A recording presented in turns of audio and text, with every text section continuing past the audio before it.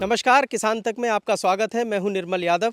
बुंदेलखंड में किसान तक इलेक्शन कारवां को कवर करते हुए जिस तरह से चुनाव की हम धड़कनों को समझने की कोशिश कर रहे हैं, वहीं बुंदेलखंड में खेती को लेकर जो अभिनव प्रयोग हो रहे हैं, कैसे खेती को उन्नत बनाया जाए, खेती का अपना एक दर्शन कैसे विकसित किया जाए, इस बात पर भी चर्चा हो रही है, मंथन हो रहा है। बुंदेलखंड में एक आवर्तनशील खेती को लेकर काफ़ी चर्चा है इन दिनों। देश ही नहीं बल्कि दुनिया के तमाम देशों से यहाँ लोग आते हैं, खेती सीखते हैं और खेती का अपना एक दर्शन है, उसकी अपनी एक फ़िलॉसफ़ी है। फ़िलॉसफ़ी जो है वो प्रकृति के साथ जुड़कर, उसके साथ मिलकर संतुलन कायम करते हुए खेती को करना, यही खेती का दर्शन है। लेकिन जिस तरह से मुनाफे की खेती की बात लगातार हो रही है, वो शोषण पर आधारित एक व्यवस्था है जिसका आवर्तनशील खेती जो है वो खंडन करती है। इसी विषय पर यहाँ एक किसान हैं। हम इस समय छतरपुर जो एमपी में एक ज़िला है, काफ़ी महत्वपूर्ण ज़िला है, वहाँ पर हैं और छतरपुर ज़िले के नौगांव में एक किसान है, बहुत ही प्रगतिशील किसान है जो कि दार्शनिक किस्म के किसान हैं और खेती के दर्शन पर काम कर रहे हैं।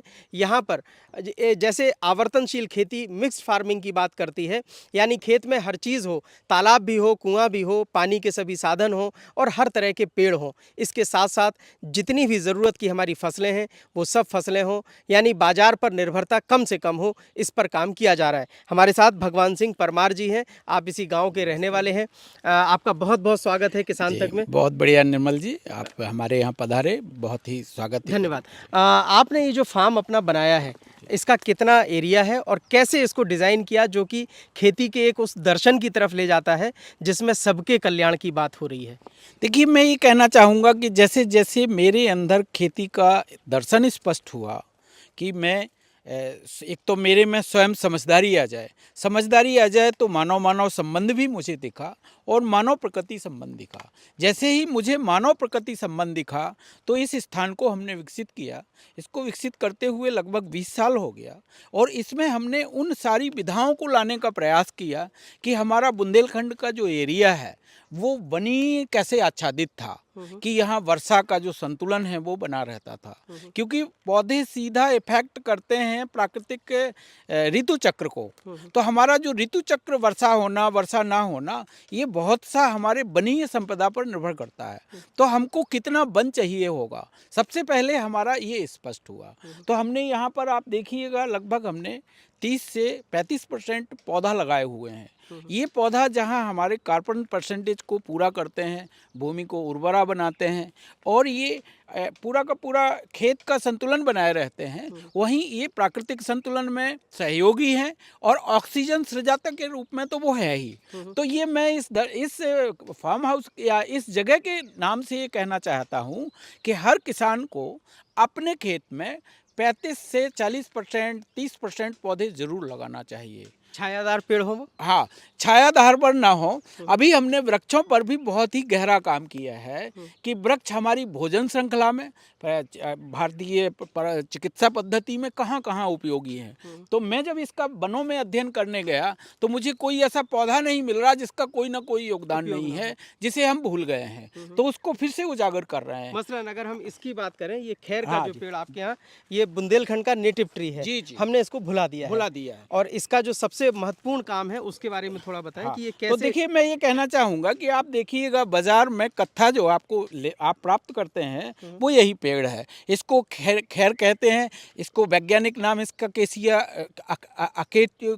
कटेचू है। और ये आप देखिएगा कि बुंदेलखंड का बेहतर पेड़ है जो बुंदेलखंड की गरीबी दूर करने में आज भी महत्वपूर्ण है। तो अभी हम इन सारे पौधों को, जो अमृत तुल्य पौधे हैं, जिनको आप अभी अमेजन से लेके विभिन्न जगह पे खोलेंगे तो हजारों रुपए का उनका बाजार, करोड़ों रुपए का व्यापार हो रहा है उस पर, लेकिन हम लोग भूल गए हैं। तो हम फिर से याद, कत्था ये निकलता है, ये जो रेड जगह है, इस रेड जगह से हम इसको जब हम पकाते हैं तो इससे कत्थे का जन्म होता है। उसको हम अलग कर लेते हैं। प्रूनिंग क्यों की गई? हाँ, इसकी प्रूनिंग इसलिए की गई है कि जिससे इसमें नए पौधे आ जाएं, है ना? ये सीजनल प्रूनिंग है। हाँ हाँ हाँ, ये जो इसलिए किया गया है और थोड़ा दिखाने के लिए भी कि देखिए किस प्रकार से इसके मध्य भाग का जब ये पेड़ पक जाता है तो इसका कत्था में उपयोग करते हैं। और क्या क्या उपयोग है खैर का? खैर का उपयोग देखिए, ये बहुत अच्छी इमारती लकड़ी है तो उसमें तो है ही। जो विशेष फर्नीचर, विशेष कला की चीज़ें बनती हैं वो खैर से बनती हैं। इसके साथ साथ इसका औषधीय उपयोग भी है। इसके बीज, इसकी छाल, इसके कॉपल, हर चीज़ जो है मानव स्वास्थ्य के लिए उपयोगी है। इसका आयुर्वेदिक मेडिसिन के रूप में। दूसरा, आपने ये जो ग्रीन फेंसिंग अपने खेत पे की है, ये शिव बबूल के पेड़ मुझे लग रहे हैं। जी। इसका क्या उपयोग है? और इसको मैंने देखा कि बहुत ही अनुपयोगी पेड़ के तौर पर इसकी छवि बना दी गई है बुंदेलखंड में। हमारे यहाँ इसको उखाड़ते भी हैं कि एक बार ये हो गया तो जंगल बनता जाता है। लेकिन आपने इसकी फेंसिंग कर डाली है। देखिए, मैं ये कहना चाहता हूँ कि ये पेड़ भी अपनी जगह पे बहुत उपयोगी है। मैं ऐसी खेती जिसमें मुझे बहुत कम श्रम लगा के और अपने आप होती हो, तो उसमें इस पौधे को मैंने बहुत महत्वपूर्ण पाया। ये खुद कोई केयर नहीं मांगता है, तैयार हो जाता है। एक तो जलाऊ लकड़ी के लिए इससे अच्छा कोई पौधा नहीं मिलेगा, और दूसरा ये है कि ये फॉडर प्लांट के रूप में भी है। जानवरों को आप चारे के रूप में इसे इस्तेमाल कर सकते हैं। इसका जब बड़ा पेड़ हो जाता है और पक जाता है तो इससे अच्छी कोई लकड़ी भी नहीं होती है। तो उस धारणा का हम खंडन करते हैं जिसमें सुबबूल को कहा गया है कि ये उपयोगी नहीं है। मेरे सामने ये आंवला देख रहे हैं। आंवले से अभी हम लोगों ने मिठाइयाँ बनाना शुरू किया है।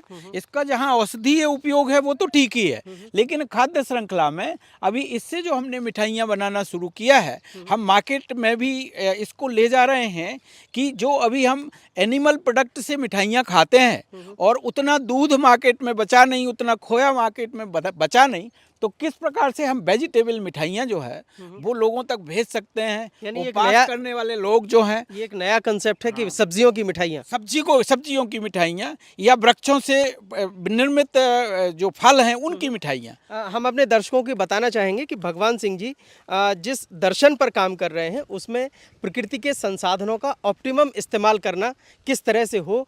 यानी दूध की उपलब्धता यदि कम है तो सब्जियों से हम कैसे मिठाइयों को रिप्लेस कर सकते हैं, उस पर काम चल रहा है। यहाँ पर मशीनों को लेकर भी काम चल रहा है, और इनका जो इंस्टीट्यूट है रूरल आर्ट एंड टेक्नोलॉजी, ग्रामीण कला एवं तकनीक को किस तरह से उन्नत बनाया जाए, तमाम तरह की मशीनें यहाँ पर बनाई जा रही हैं जो आप खुद ही करते हैं, और खेती में भी एक तकनीक लगी हुई है। अब फार्म के डिज़ाइन की बात करते हैं। आपने कैसे इसको डिज़ाइन किया?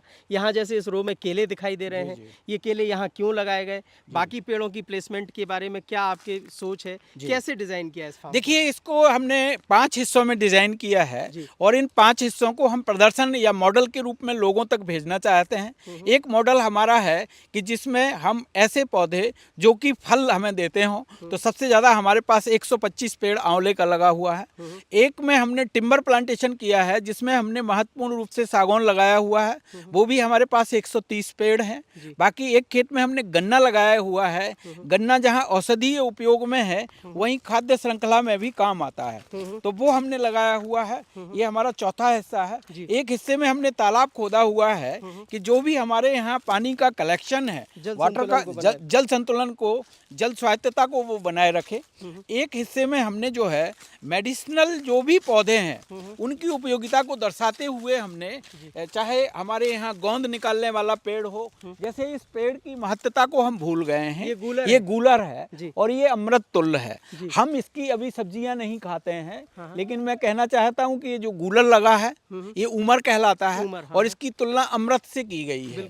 तो ये अमृत है। कितनी ही हमारी बॉडी टॉक्सिन हो, ये हर रोगों में काम आती है। यहाँ तक कि इसका जो दूध है वो बतासे के साथ मिला के कैंसर रोगियों तक को दिया जाता है। तो अभी जो हमने पौधों को अपने यहाँ से हटा के और खेती की, और वो भी हमने इस प्रकार से इंसेक्टिसाइड पेस्टिसाइड वाली खेती की, इसने हमारी खेती की उर्वरा शक्ति को बिगाड़ा है। तो हम अपने खेत में उर्वरा शक्ति को बनाए रखने के लिए, आप देखिए जगह जगह पतझड़ पड़ा हुआ है जो यहाँ की उर्वरा शक्ति को मेंटेन करता है। हम कोई भी बाहर से खाद नहीं लाते हैं और हम सहजीवन को प्राथमिकता देते हैं कि सभी जो घास से लेके तिनके से लेके वृक्ष से लेके जो भी निर्मित है वो किसी न किसी धरती की उपयोगिता के हिसाब से है, उसकी कोई भागीदारी हो रही है। तो हम भागीदारी के विज्ञान पर भी काम कर रहे हैं कि सभी की उपयोगिता है। आप देखिए, आपके जो केला लगा हुआ है जी, ये केला भी कुछ दूसरी प्रजाति का मुझे लग रहा है जी, क्यों इसको लगाया गया और ये कौन सी इसकी प्रजाति है? ये हमारे पास बिहार से आई है प्रजाति जी। और इस प्रजाति का महत्वपूर्ण है कि ये बहुत अच्छे चिप्स बनाती है। अच्छा। और बहुत ही मीठा और स्वादिष्ट केला है। तो आप देखिएगा ये जो केला लगा हुआ है डार में पक गया है। एक तो हम लोग अपने यहाँ का ही भोजन है ना, किचन से रसोई तक हम कैसे सामने सामने ही आहार लें, माने बाजार यही पर उपलब्ध बाजार निर्भरता कम से पर कम। निर्भरता हमारी कम से कम हो। तो आप देखिए यही हम आपका स्वागत करते हैं, आप केला खाइए। तो ये जो है, दूसरा ये है कि ये बहुत ही मीठा, टेस्टी और उपयोगी है। तीसरा ये है कि हम ये भी टेस्ट करना चाहते हैं कि बुंदेलखंड में कम से कम मैकेनाइजेशन के साथ खेती लाभकारी कैसे हो सकती है। तो उसमें हमने केला और गन्ना दो को महत्वपूर्ण फसल माना, जो कम केयर में बहुत ज़्यादा उत्पादन देते हैं और प्रकृति के लिए भी उपयोगी हैं। इसके पत्तों से जो मिट्टी बनती है वो बहुत उपयोगी है। तो और दूसरा ये है कि ये बहुत ही सुपाच्य पाचक भी है।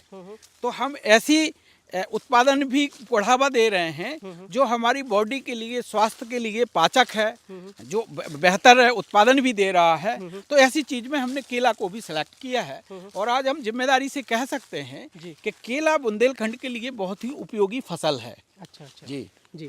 अब हम थोड़ा सा तालाब की तरफ बढ़ने से पहले यहाँ मशीनें दिख गई। ये सिलाई मशीनें इतनी सारी यहाँ क्यों रखी हैं? तकनीक जो आप लोग विकसित कर रहे हैं इस पर भी बात कर लेते हैं। जी, क्या तो देखिए उपयोग क्या है इनकी? कि मैं जो है पहले कुछ ऐसी मशीनें या इन पे काम किया कला के रूप में, आज उसमें मैंने कुछ चेंज किया है। तो ये मशीनें अब हमारे लिए अनुपयोगी हो गई हैं। मैं मनुष्य की आईटी के जो हमारे बुंदेलखंड की देसी देशज परंपराएं हैं उनकी तरफ बढ़ गया और मेरे लिए एक सेंटर भर महत्वपूर्ण नहीं रह गया, बल्कि विभिन्न वो अपने खेत में रह के सेंटर बनाए। तो अब मैं अपने जगह से निकल करके और ऐसे किसानों को उनके खेत पे जमा रहा हूँ, उनको खेत पर ही हम उनके मूल्यों को जगा रहे हैं, उनके बच्चों की कनेक्टिविटी बढ़ा रहे हैं कि क्यों खेती ज़रूरी है और खेती से हमारा स्वास्थ्य कैसा रहता है, खेती करने वाले किसान का सहजता कैसी रहती है और वो मिलनसार कैसे होता है।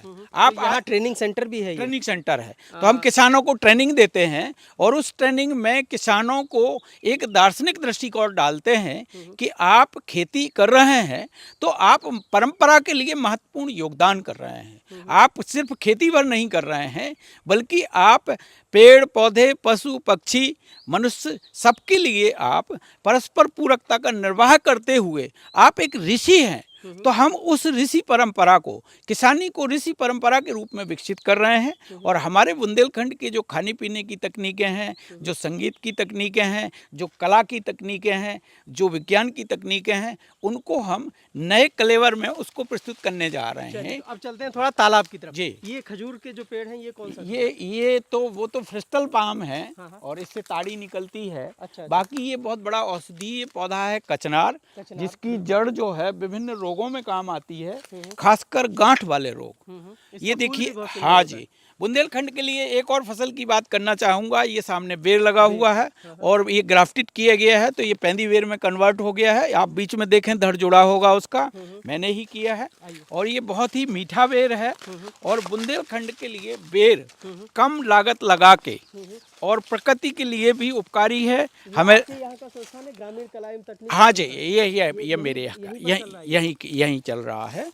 और आजकल हम ग्रामीणों के जो सोच को बदलने का, जिससे उनका कृषि के प्रति पुनः इंटरेस्ट आ जाए। अभी जो किसान का बेटा भाग जा रहा है कि हम खेती नहीं करेंगे, तो हमने ऐसे कई परिवार तैयार कर दिए हैं जो पुनः खेती करने जा रहे हैं, अपने खेत पे जम गए हैं। उसमें से एक मेरा परिवार भी है। आपकी पढ़ाई लिखाई की अगर हम बात करें, आप किस स्ट्रीम से आते हैं? जी, मैं जो है पहले मैंने एमएससी किया, इसके बाद रूरल मैनेजमेंट किया मैंने। नानाजी देशमुख ने जो यूनिवर्सिटी इस्टेब्लिश की थी, चित्रकूट यूनिवर्सिटी, वहाँ से हमने किया और फिर हमको ये मध्यस्थ दर्शन मिला। उसके बाद आज हम यूएचबी के लिए काम कर रहे हैं कि किस प्रकार से मूल्य आधारित समाज बने और मूल्य आधारित खेती हो जिससे कि हम पर्यावरण को बनाए रखते हुए अपनी समृद्धि को हासिल कर सकें। यहाँ मैं समृद्धि की परिभाषा भी देना चाहूँगा कि मैं दूसरे को ध्यान रखते हुए ऐसा उत्पादन करूँ जिससे ना तो दूसरा मनुष्य का शोषण हो और ना ही प्रकृति का शोषण हो।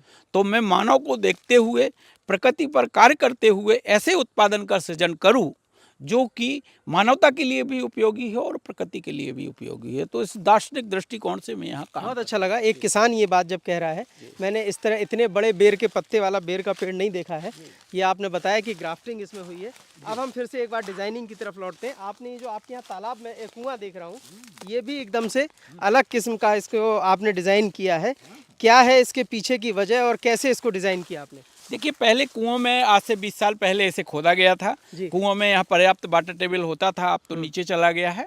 तो उस समय इसे खोदा गया था और इसमें भी एक विशेष टेक्नोलॉजी का उपयोग किया गया था, जिसमें हमने सीमेंट और कंक्रीट से इसकी बंधाई की थी। तो इसको हमने उससे बांधा था। अब ये इस समय पानी इसमें उतना बारिश नहीं हो रही है, तो इससे ये अब एक अनुपयोगी चीज के रूप में सिद्ध हुआ है। अच्छा, अब इसके बाद अब इसका बड़ा रूप तालाब है। इसका बड़ा रूप तालाब है। चलिए अब हम तालाब की तरफ चलते हैं। और तालाब के साथ साथ आपका ये जो खेत का एरिया है, ये कितने बीघे का है? ये 10 बीघे का। 10 बीघे का जी। 10 बीघे में 30% आच्छादन आपने वन पेड़ों से किया वन है। पेड़ों से किया हुआ है। इसके अलावा पानी के लिए जो आपने संसाधन तालाब और कुआं है, हाँ, उसमें कुछ जगह गई होगी। तालाब का क्या एरिया है? तालाब का एरिया जो है ये 150 बाई 150 फीट है जी। नीचे का, हाँ। जिसमें कि 12 फीट तक पानी भर जाता है। अच्छा। और ये पूरे खेत को रिचार्ज करता है। हम्म। तो ये एक किस्म से रिचार्ज स्ट्रक्चर है। हाँ। और ये भी देखा गया हाँ। कि जो जब ये खाली हो जाता है, जैसे तो खाली है ये? हाँ, तो इसमें जो सब्जियों का उत्पादन है, हम्म। जैसे ही खाली हुआ तो इसमें जो हम सब्जियां लगाते हैं, हाँ। वो अन्य जगह की अपेक्षा हाँ। ज़्यादा उत्पादन देती हैं। हाँ। इसलिए पानी बचाना हाँ। और पानी से जो के बाद जो फसल होती है उसकी उपयोगिता ये तालाब साबित करता है, जिससे कि किसानों को ज़्यादा से ज़्यादा तालाब खोदने की ओर स्रोत कहाँ से होता है? पानी कहाँ से पानी आता का है? स्रोत यहाँ से आता है। ये आप भरते हैं या बारिश का पानी? नहीं, इसमें? बारिश का पानी आता है। जी जी, पूरा पानी बारिश का आता है। जी। कलेक्शन टैंक है ये। अच्छा, चलिए अब ये बुंदेलखंड में मैं गन्ना की खेती देख रहा हूँ, जो कि आमतौर पर बुंदेलखंड गन्ने के लिए नहीं जाना जाता है। आप क्यों ये गन्ना कर रहे हैं? इसके पीछे क्या सोच है? देखिए, मैं ये कहना चाहूँगा कि ये जो हरपालपुर बेल्ट का ये नौगांव वाला जो एरिया है, जी।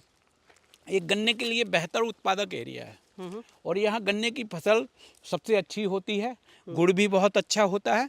आप यहाँ की पुरातन उसमें जाएंगे तो आपको यहाँ कई शक्कर मिल तक मिल जाएंगे। यहाँ ये फेंस में आपने केला भी लगाया हुआ है। ये केला लगाया हुआ है, ये दूसरी नस्ल है, ये हजारी केला है। इसकी बड़ी लंबी गहार होती है, तो ये एक आध जगह लगी भी होगी। तो ये जो है उत्पादन अलग प्रकार का देता है। जो अभी हमने बताया था वो चिप्स वाला केला था, ये उत्पादन बहुत ज़्यादा देता है। केला इसमें बहुत ज़्यादा लगते हैं, और अगर इसको सेफ नहीं किया गया तो ये गिर भी जाता है। अच्छा अच्छा। इसको प्रोटेक्शन देना पड़ता है।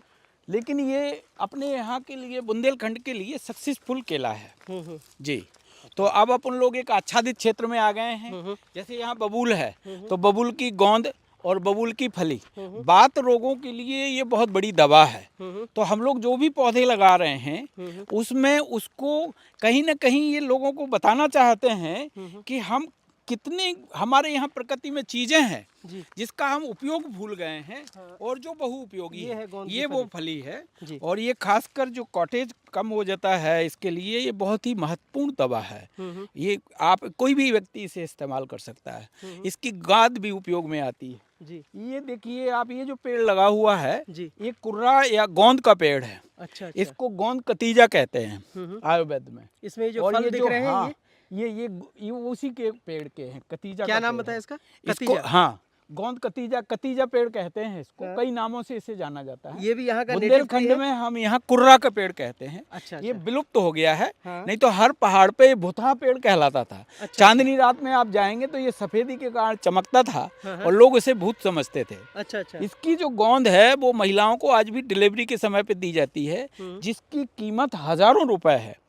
तो ये एक पेड़ में यहाँ बचा पाया, इससे कि लोगों को मैं बता सकूं ये सिर्फ कि एक ही हमारे, पेड़ है? हाँ, कि हमारे जंगलों जंगलों में कितने कीमती पेड़ हुआ करते थे जिनको हमने हटा दिया और हमें उन्हें पुनः संरक्षित करना है। तो ऐसे पेड़ों को भी हम लोग संरक्षित कर रहे हैं जी। अब और क्या खेती आपके यहाँ हो रही जी। है? ये भी आपने ये फूड जो फॉरेस्ट खेती हो रही है जी। इसमें आप देखिएगा, इसमें पूरे में केला लगा हुआ है, क्या नाम, शुभमुल। नहीं हाँ। शुभमुल नहीं, हाँ। ये क्या नाम, आंवला। आंवला। और आंवला से ये पूरा आच्छादित एरिया है। आइए आप इधर। हाँ, हाँ। ये लेकिन आंवला, ये कुछ ज़्यादा घना आंवला नहीं लगा है? तो ये घना लगा है, इसके बीच में सुबबुल निकल आया है, तो अच्छा, जो अच्छा। फॉडर प्लांट का काम करता है। बाकी ये सब फल देते हैं। ये देखिए ऊपर निकल गए हैं आंवले के पेड़। तो ये करीब 125 पेड़ लगे हुए हैं। ये देखिए, ये सहजन है जो मुरिंगा जिसे कहते हैं। बिल्कुल बिल्कुल, मोरिंगा। मोरिंगा, और मोरिंगा का भी औषधीय उपयोग है। तो इस प्रकार से इस पूरे एरिया को, यहाँ तक कि ये टेसू का पेड़ है, टेसू के फूल से लेकर अब इसकी मंडियाँ डेवलप हो गई हैं। और आने वाले समय में हम वृक्ष खेती को कैसे बढ़ा सकें, इसके लिए लगातार हम लोग किसानों को भी प्रोत्साहित कर रहे हैं कि जिससे वृक्ष परंपरा बनी रहे और वृक्षों का पानी को या बरसात को खींचने में सहयोग हो सके।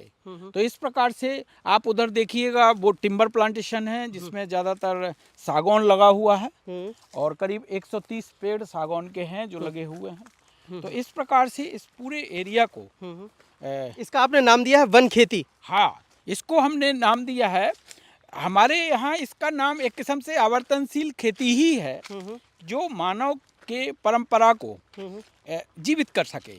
मतलब एक ऐसी खेती जो सुखमयी हो कि हम में समझ आ जाए, जिससे हम परिवार सहित खेती कर सकें और हम ये सिद्ध कर सकें कि खेती व्यापार का विषय नहीं है, है ना, ये व्यवसाय का विषय है। तो अभी क्या है, जब से हमने खेती को व्यापार के रूप में किया तो हम ऑप्टिमम उत्पादन करना चाहते हैं और हम जो है बाजार को बढ़ावा दे रहे हैं। तो आज किसान जो टूल्स बन गया है, बाजार का औजार बन गया है। हम औजार नहीं हैं, हम एक परंपरा हैं, हम एक ऋषि हैं और हम खेती को विकसित करके बताना चाहते हैं कि हम परिवार में सुखी तभी हो सकते हैं, हम स्वस्थ भी तभी हो सकते हैं जब हम बेहतर खेती करें, वो भी सुख सहित और वो भी आवर्तनशीलता को साथ लेकर। तो मिट्टी भी आप देखिएगा, यहाँ पत्ते पड़े हुए हैं ये सब। तो ये पत्ते किस प्रकार से फिर से उर्वरा शक्ति को या मिट्टी को बनाते हैं। अगर मिट्टी नहीं बनी, आप देखिए पहाड़ों का जिस हिसाब से क्षरण हो रहा है। अभी हमने 20 पहाड़ों का अध्ययन किया था, उसके क्षरण को देखा और उसमें पानी ना बचने के कारण जीव जंतुओं के परसेंटेज को देखा कि कुल 2% ही जीव जंतु बचे हैं। तो आज जीव जंतु मर रहे हैं, सूखा पड़ रहा है। ऐसे में हमको वृक्ष परंपरा को, मिट्टी बनने की परंपरा को और पुनः खेती सुखमय तरीके से हो सके, समझ युक्त खेती। तो हम समझदार बने, जिससे हमारा परिवार में सुख शांति हो, कलह ना हो। क्योंकि अभी 5 करोड़ केस देश में चलना इस बात का प्रमाण है कि हम कलह से गुजर रहे हैं। तो हम कलह नहीं हैं, हम ऋषि हैं, खेत में रहेंगे और खेत में रहकर सभी को यहाँ से मानवीय परंपरा का संदेश देंगे, यहाँ की हम परंपराओं को जीवित करेंगे और किसानों को हम प्रेरित करते हैं। तो लगभग 300 किसानों को हम प्रेरित करने का काम कर रहे हैं और लगातार फैलते जा रहे हैं। यानी आवर्तनशील खेती का ये जो कंसेप्ट है, ये जो विचार है, ये 300 किसानों तक पहुंचा के इसको और विस्तार दिया जाए। विस्तार दे रहे हैं। ये इसी इलाके के किसान हैं या दूसरे अन्य? विभिन्न जगह के हो सकते हैं, वो कहीं के भी हो सकते हैं, क्योंकि हम दार्शनिक दृष्टिकोण देते हैं, फिर आदमी का खेती के प्रति रुचि अपने आप बन जाता है। मैं आपको बताना चाहता हूँ कि इस दर्शन से मेरे अंदर भी कोई काम के प्रति घृणा नहीं रही, किसी मनुष्य के प्रति घृणा नहीं रही। जैसे आपको भी मैं अपने भाई की तरह ही देख पाता हूँ। तो ये जो मेरा नज़रिया बदला है, इसमें मध्यस्थ दर्शन की बहुत बड़ी भूमिका है। मैं संसार के मनुष्य को देख पा रहा हूँ, मैं संसार की प्रकृति को देख पा रहा हूँ और मैं अपनी उस उपयोगिता को भी साबित कर पा रहा हूँ कि मैं सभी के साथ हूँ, मैं अकेला नहीं हूँ। इसलिए मैं सहभागिता भी देख पा रहा हूँ। एक एक परमाणु की भागीदारी इस प्रकृति को बनाने में है, वो भागीदारी मैं स्वयं भी देख पाता हूँ और इसका लोगों को संदेश भी दे रहा हूँ कि जब पूरी प्रकृति हमारे लिए उपयोग के लिए सजी है, तो मुझे सज करके और फिर से इस धरती के लिए आवर्तनशील मॉडल खड़ा करना है। जी। बिल्कुल। तो जिस तरह से ठीक 1 साल पहले बांदा में कि प्रगतिशील किसान प्रेम सिंह के यहाँ हमने आवर्तनशील खेती कैसे हो रही है और उसका जो संदेश है वो कैसे किसानों में फैल रहा है, इस पर बात की थी। 1 साल बाद जब हम वहाँ से निकले हुए और किसानों की बात करते हैं तो ये वही छतरपुर ज़िला है जिसका ये नौगांव एक छोटा सा गांव है। वहाँ पर जो है एक मॉडल खड़ा किया गया है आवर्तनशील खेती का, जहाँ किसान को किसान नहीं बल्कि ऋषि के तौर पर डेवलप करने की, उसको आगे लेकर जाने की एक परंपरा शुरू हुई है और इस परंपरा का जो है वो निर्वाह अब 300 और किसान करेंगे जो ऋषि रूप में होंगे। जी, मैं ये भी कहना चाहता हूँ कि धरती पर किसान भर एक ऐसा है जो सबको बांटना जानता था। आप उसके दरवाजे पहुंचिएगा, वो आपको ज़रूर कुछ ना कुछ खिलाएगा। लेकिन जब से हमारी योजनाओं को इनको भिखमंगा बनाया है, इन सभी योजनाओं की मैं भर्त्सना करता हूं, क्योंकि किसान भर एक ऐसा है जो सबका ख्याल रखता है, वो भिखमंगा नहीं है। तो उसके गौरव को वापस किया जाए, उसके सम्मान को वापस किया जाए और उसे ऐसी नीतियां हम दें जिससे कि वो खिल उठे। वो खिलेगा तो धरती खिलेगी। कागज़ों से पर्यावरण नहीं बचेगा, बल्कि खेत में पेड़ लगाने से पर्यावरण बचेगा, उसी से पानी बरसेगा। अन्यथा इतनी हीट उत्पन्न होगी, हम या तो पर्यावरणीय कारणों से मारे जाएंगे और या आपस में संघर्ष करके हम मारे जाएंगे। तो दोनों का समाधान है किसान का संरक्षण, उनको सही माहौल देना, उनकी सही बात का सम्मान होना। तो हम चाहते हैं भारत की इस व्यवस्था को या इस सरकार को हम कहना चाहते हैं कि यदि उसे विश्व में इस भारत को विश्व गुरु बनाना है तो वो शुरुआत किसानों से होगी। किसानों की परंपराओं को हम जीवित कर दें, भारत में स्वयं ही विश्व गुरु बन जाएगा। ये बात एक किसान जो कि अब ऋषि अपने आप को कहला सकते हैं, उन्होंने कही है और यहाँ से जो संदेश निकल रहा है निश्चित रूप से दूर दराज तक जाएगा, दूर देशों तक जाएगा। किसान तक के लिए छतरपुर के नौगांव से निर्मल यादव। अगर ये वीडियो आपको पसंद आया है तो इसे लाइक ज़रूर करें। अगर चैनल अभी तक सब्सक्राइब नहीं किया है तो कर लें और नोटिफिकेशन पाने के लिए बेल आइकन भी दबा दें।